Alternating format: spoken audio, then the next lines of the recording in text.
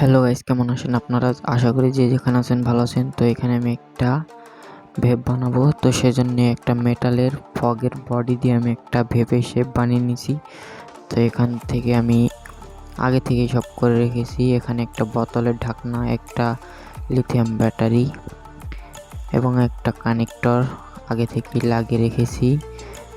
দেখেন, একটা সুইচ এবং একটি চার্জার পিন। তো এবার আমরা একটা কেসি দিয়ে এখানে সুইচ লাগানোর জন্য একটা টেরা করে নিলাম। টেরা করার পর এখানে আমরা লিথিয়াম ব্যাটারিটা সোল্ডারিং করে নিয়েছি। তো এবার আমরা তারগুলোকে সংযোগ দিব।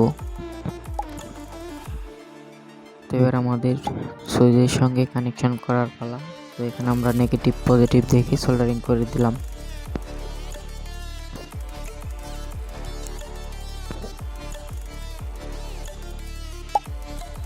এরপর আমাদের সব কানেকশন রেডি হয়ে গেছে। এবার এটার ভিতরে আমরা আটকে দেব।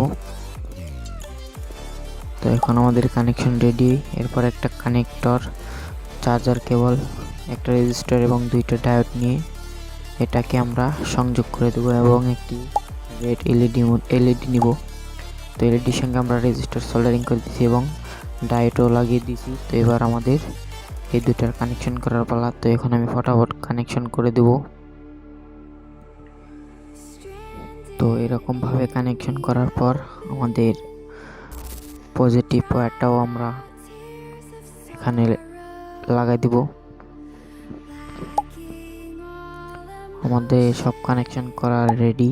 তো এখন আমাদের এগুলোকে আমরা ফিট করে নিছি। তো আমি পেছনের অংশটুকু এখন আটকে দেব। আমি কয়েলটা লাগিয়ে নিছি। তো এখানে গরম হচ্ছে কয়েলটা। তো কার্ডবোর্ড দিয়ে আমরা পেছনে আটকে দেব। এরপর আমাদের বোতলের ঢাকনাটা গ্লুগান দিয়ে লাগাই নিছি। তো এরপর আমরা একটু চার্জে বসাই দেব।